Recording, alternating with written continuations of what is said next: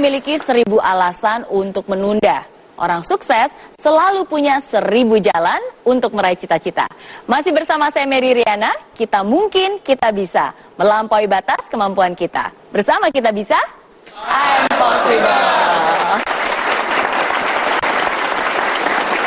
Ya, tentunya masih bersama saya keluarga kesebelasan Gen Halilintar ya. Tadi kita sudah sempat cerita sedikit punya 11 anak, tapi tidak pernah punya pembantu rumah tangga atau pengasuh untuk membantu. Ya, semua diatur sendiri, semua ngurus sendiri, nggak pernah lelah. Makanya di situ kita punya motto kesebelasan Gen Halilintar, My Family, My Team. Jadi mereka ini bukan semata-mata awalnya sebelum saya pikir punya anak mah ribet gitu ya, mengganggu. Sampai saya pikir saya nanti aja deh kalau udah selesai, udah establish baru saya punya anak 1, 2 gitu. Tapi setelah saya ketemu beliau yang juga adalah idola saya, beliau merubah mindset saya bahwa anak-anak itu bukan saja dia adalah karunia yang luar biasa yang kita mesti jaga, tapi bila mereka dididik dengan sebaik mungkin, nah mereka masing-masing itu bisa menjadi tim. Jadi mereka tidak lagi mengganggu, bahkan membantu. Sekarang saya di rumah gitu ya, walaupun anak 11, saya udah nggak masak, saya udah nggak cuci baju, saya udah nggak bersihin rumah. Bagaimana tuh? Karena setahu saya bahkan setiap masing-masing dari anak ini punya role-nya masing-masing ya. Jadi bagaikan hotel management katanya. Jadi ada yang ngurusin cleaning service, ada yang housekeeping, room service, laundry. Dan mereka semua mau melakukan itu. Ya, ini dia. Kan usianya juga masih anak-anak, maunya, aduh males lah kerja seperti ini. Maunya main-main aja, biasanya bawaan males. Nah, jadi bagi mereka ini udah bukan seperti bukan lagi dirasakan seperti suatu beban atau tugas yang memberatkan, tapi udah kayak fun. Jadi bagi mereka seperti game. Udah seperti game. Kalau jadi gimana anak-anak game? Senang nggak game? Senang kan? Senang. Nah, senang kan? Nah, bagaimana kita mengalihkan pekerjaan harian itu adalah game mereka. Jadi game yang asik-asik itu poin dengan poin yang kita kumpulkan untuk apa? Sedangkan game yang mereka lakukan di dapur, mereka dapat masakan yang mungkin 1001 macam masakan bisa dilakukan. Ketika mereka mencuci pakaian, ternyata dari pakaian itu mereka bisa dapat ide untuk bikin fashion sendiri. Ketika mereka membersihkan rumah, mereka juga banyak ide-ide yang mereka bisa keluarkan dan bahkan bisa jadi suatu produk yang bisa mereka jual nantinya. Gitu. Jadi game. Dan mereka punya kesadaran sendiri ya. Nah, itu dia. Kesadaran itu yang penting. Penting dan sulit sebenarnya. Itu mesti ada maintenance setiap hari. Nah, sekarang berhubungan dengan bulan puasa ya, bulan Ramadan. Puasa udah pasti mungkin karena makan harus lebih sedikit dan lebih mengurangi, biasanya badan jadi lemas. Nah, ini ada efeknya nggak? Tetap harus mengerjakan pekerjaan rumah, apakah jadi malas? Secara fisik ya, secara kasat mata kita lihat kalau kita berpuasa kita rasa lemas karena kita tidak makan. Tapi pernahkah kita berpikir ketika perut kita kosong itu lebih ringan? Kenapa kita tidak merubah mindset kita? Ketika perut kita ringan, kita lebih ringan untuk bergerak kemana-mana. Jangan memikirkan kita nggak makan terus kita jadi lemes. Jadi mesti dibalik bahwa kita dengan tidak adanya makanan di perut berarti kita lebih ringan. Justru malah harusnya lebih produktif. Harusnya lebih aktif, lebih produktif. Makanya biasanya kami dalam keluarga justru di bulan puasa itu paling banyak kegiatan, paling banyak hal-hal yang dihasilkan, paling banyak yang kita produk. Jadi lemas bukan alasan untuk malas ya. Tapi saya yakin ini semua karena kebiasaan yang baik. Dan satu hal yang saya kagumi bahwa di keluarga Gen Halilintar ini punya kebiasaan yang unik. Pagi-pagi itu ada yang namanya morning briefing. Seperti apa tuh? Jadi pagi-pagi kan sehabis kita subuh berjamaah, itu biasanya kita bikin morning briefing. Jadi morning briefing itu kumpul semua nih 13 orang. Terutama fokusnya adalah penyelarasan pikiran, penyelarasan perasaan, penyelarasan jiwa. Jadi sebenarnya kalau kita lihat makna puasa, jadi puasa itu mesti ada puasa sebelum puasa.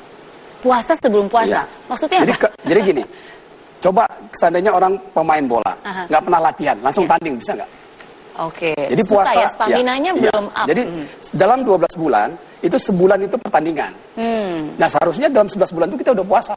Puasa apa misalnya? Puasa dari tidur setelah subuh, Puasa dari tidur setelah asar, puasa dari makanan-makanan yang tidak diperlukan dalam tubuh kita, puasa kepada hal-hal yang tidak baik bagi kehidupan kita.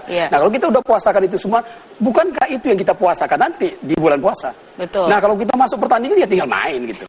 Udah terbiasa ya. Terbiasa itu. Saya menangkap dari Mbak Mariana tadi. Oke, ya, jadi memang kebiasaan itu harus penting. Dibangun sebelum puasa. Bahkan dari sebelum puasa ya. Jadi itu mereka pun juga selalu juga mulai puasa bahkan sebelum puasa ya. Iya. Oke, luar biasa. Tepuk tangan dulu dong buat Pak Hali ya.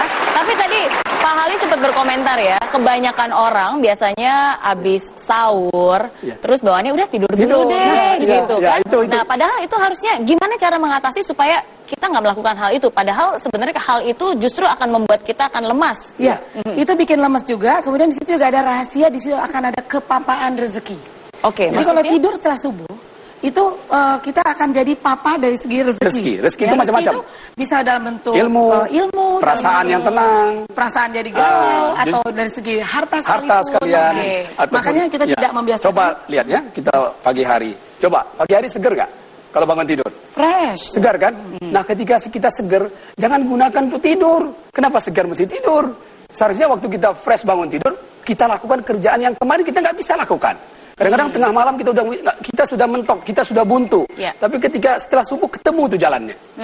Jadi kalau sebenarnya tubuh kita ini ada jam-jamnya sebenarnya. Kalau kita ikuti peraturan jam-jam tubuh itu, maka kita akan tahu kapan segernya, kapan ide itu datang, kapan rezeki itu datang, kapan rezeki itu pergi. Jadi seperti kapan ilmu datang, kapan ilmu itu pergi. Oke. Bisa kita tahu. Ya, luar biasa ya. Nah, saya lihat Pak James sudah membuat begitu banyak catatan. Ini menarik sekali ya. Ada banyak hal, kebiasaan-kebiasaan yang dilakukan dan itu sangat baik kebiasaannya. Yes, ternyata ini mengingatkan saya satu hal. Kalau kita mau main basket, ada aturan mainnya. Betul. Kalau kita mau main sepak bola, ada aturan mainnya. Kalau kita mau urus keuangan pun ada aturan mainnya. Kalau kita mau tubuh kita optimal, ada aturan mainnya. Dan kalau kita mau main basket, bukan hanya tahu bahwa ada aturan main, kita harus mengerti aturan mainnya, dan kita harus taati aturan mainnya. Sama juga dengan sepak bola. Jadi kalau kita mau tubuh kita sehat dan optimal, kita bukan hanya tahu bahwa sadar bahwa there are rules to the how you manage your body. You must always also know the rules and you follow the rules. Ternyata Anda sudah follow the rules sehingga walaupun dalam bulan puasa tetap semangat dan tidak malas-malasan because you understand the rules. Oke. Nah, balik lagi ke bulan Ramadan, puasa. Nah, ada nggak sih perbedaan mungkin dari kegiatan dan tugas mereka masing-masing? Khususnya mungkin ketika mempersiapkan sahur atau mungkin buka. Nah, kan masing-masing punya tugas nih. Mungkin kita tanya kaptennya ya, katanya ada kapten. Kaptennya mana nih? Ya, kapten. Nah, mandornya di sini. Mandornya ya. Tadi dengan Mas Atta. Mungkin sebelum saya tanya tugas-tugasnya ya, saya tanya dulu nih, jujur ya. Pernah ngerasa males nggak sih ngerjain? Aduh, banyak banget nih kerjaan rumah harus dikerjain semua. Kalau rasa males tuh pasti ada, namanya manusiawi. Tapi karena kalau di dalam diri kita tuh yang ditanamkan tuh adalah jiwa besar dan sesuatu yang kita pikir malas itu nggak penting lah dalam hidup kita. Jadi itu membuat saya dan adik-adik itu selalu semangat dari figur Bapak dan Umi, Abi dan Umi ini yang selalu memberi kita motivasi setiap hari, membangunkan jiwa kita, mengisi hati-hati kita. Itu membuat kita lebih semangat setiap hari. Wow, luar biasa ya. Oke, malas itu akan membuat Anda menunda, menggoda untuk bermanja-manja. Jadi jangan biarkan lelah membuat Anda pasif, tapi tetaplah produktif dan ambil inisiatif. Nah, jadi kita akan break sejenak dan untuk itu siapkan juga pertanyaan yang dari tadi mau nanya, nanti akan kita jawab langsung oleh keluarga Gen Halilintar, oleh Pak James Gwi, dan tentu saja saya Mary Riana. Bersama kita bisa